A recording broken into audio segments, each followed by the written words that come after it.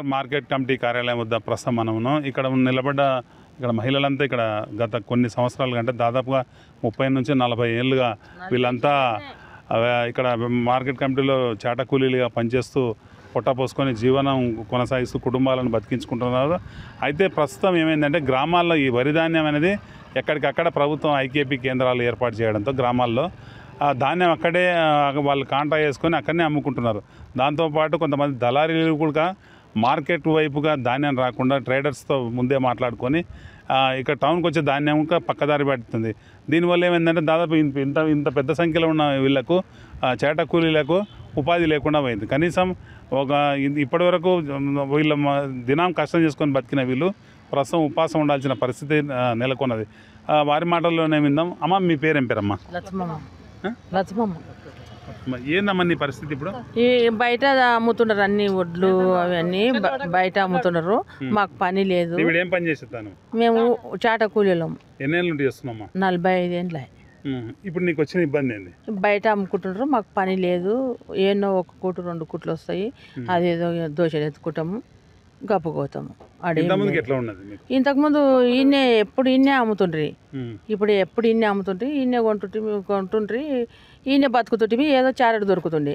ఇప్పుడు అమ్ముతలేరు. బజార్లు అక్కడక్కడ రోడ్ల పొంటి అక్కడ ఊర్లలో అక్కడ ఎవరు కొంటుండ్రు ఏం కథనో మాకు తెలియదు. కొంటుండ్రు, అమ్ముతుండ్రు, అక్కడనే పోతున్నాయి. ఎన్నో ఏడో 1, 2 ఇక్కడ వస్తున్నాయి. మేము ఎదురు చూసుకుంటా పొద్దుమికి దగ్గర ఉంటాము. ఏదో 1 కూడు దొరికితే మంచికి చారానో ఆటనో వంచుకుంటున్నాం, పోతున్నాం అంతే. ఇంతకుముందు ఏదో వాళ్ళు పెట్టిన కాడికి, రైతు పెట్టిన కాడికి మేము తీసుకుపోతుంటే 2 కిలోలు 3 కిలోలు 4 కిలోలు రోజు ఉండబోయి డబ్బులు అప్పుడు ఇంతకుముందు ₹1.50 ఇస్తుంటే సారు. ఇప్పుడు ₹1.80 ఇప్పుడు అయింది. మొన్నటి సంచికి ₹1.80 అయింది. ఇంకా వాళ్ళు ఇష్టం వచ్చిన కాడికి కొన్ని ఇడుస్తారు. అవి తీసుకుపోయి చారుడో బుక్కెడో ఒకతో వేసుకొని నువ్వు వేసుకొచ్చుకుంటాము. గంజో కలియో తాగి బతుకుతున్నాము. ఇప్పుడు అవి కూడా రాకుండా అయినాయి. ఈ 3 ఏళ్ళ 4 ఏళ్ళ ఇట్లా రాకుండా మాకు ఈడ పోసి అమ్మితే మాకు పని ఉంటుంది, వాళ్ళకి మంచిగా ఉంటుంది అని మేము ఇట్లా అనుకున్నాం. అదే బాధ. 7 ఏళ్ళకి అదే నేను 34 ఏళ్ళు అవుతుంది. ఇదే వరసతి. ఇంకా 3 ఏళ్ళ కొద్దిగా అందరికి ఉన్నది ఇదే. 3 ఏళ్ళ కొద్దిగా ఉన్నది ఇదే. ఇప్పుడు చేత కావాలంటే వేరే పనికి ఇట్లా పోతాము. ఈడ ఇడిచిపెట్టి పోగలగదాం కదా. వేరే పని అంటే మీరు గంజి చేసినారా, మీరు చేత కాదులే అంటారు. ఏమైనా పనికి పోతే చేస్తే ఇంట్లో పని తప్పించి వేరే పనికి ఏం పనికి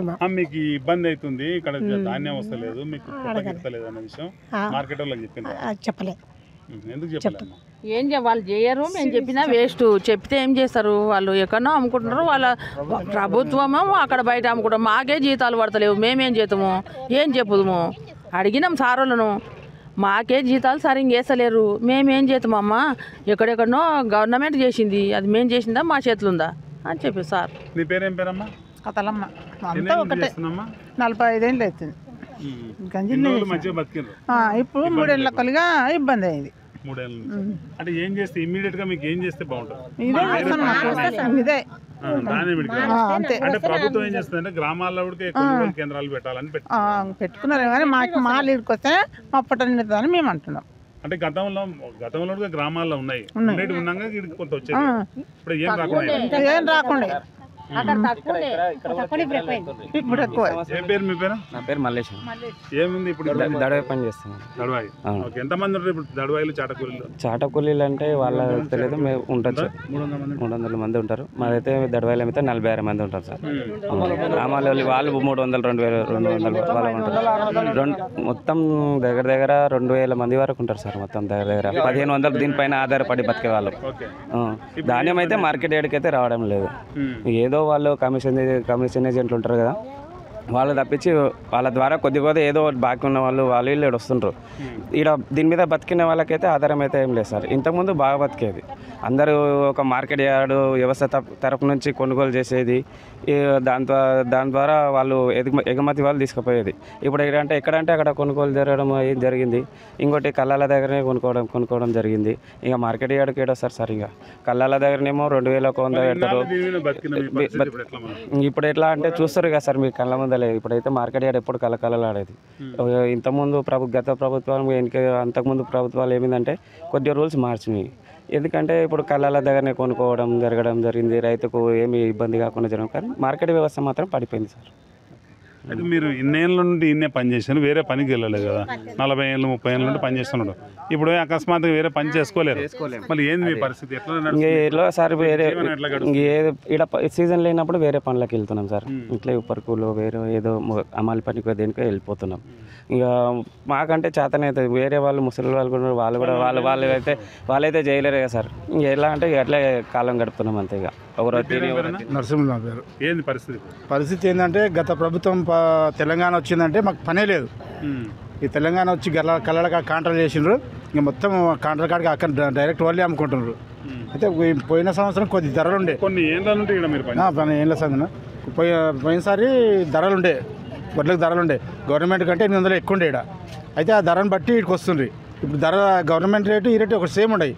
ఇప్పుడు పచ్చివి వీడికి వస్తే 1900, కళ్ళం కాడ 2100. అసలు అన్నీ అమ్ముకుంటాడు కదా, ఇక్కడైతే రాడు, అట్లా అమ్ముకుంటున్నాడు సార్.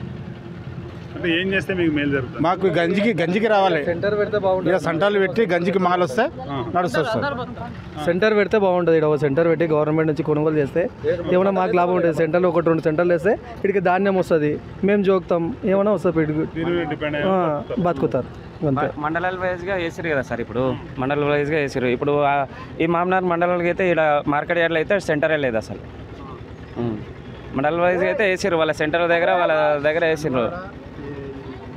ఇప్పుడు ఇక్కడ సెంటర్లో అయితే వేయాల్సిందే ఖచ్చితంగా, కానీ వేయలేదు. దాని ద్వారా కూడా ఇప్పుడు బోనస్ ఇస్తున్నారు అనమాట. దానివల్ల కూడా మార్కెట్ యార్డ్కు మాల్ వస్తుండే, బోనస్ ఇస్తారు కదా సార్ ఇప్పుడు ప్రభుత్వం. దానివల్ల కూడా ఇక్కడ మార్కెట్ యార్డ్లో సెంటర్లు వేస్తే కూడా బాగుంటుండే, కానీ మార్కెట్ యార్డ్లో సెంటర్లు అయితే లేవు, బయట అయితే వేస్తున్నారు. ఇది ఇక్కడ పరిస్థితి. అంటే గత దాదాపు 40-50 ఏళ్ళ నుండి మార్కెట్ మీదనే ఆధారపడి దడవాయిలు అయితేనేమి, చాట కూలీలు వీళ్ళంతా ఇక్కడే పని చేసుకుంటూ ఉన్నారు. ప్రస్తుతం అకస్మాత్తుగా అంటే కొన్ని సంవత్సరాల నుండి ఇక్కడ ధాన్యం రాకపోవడం, గ్రామాల్లోనే కాంటాలు పెట్టి ప్రభుత్వం జోకిస్తుండడంతో వీళ్ళకందరూ ఇబ్బంది అవుతుంది.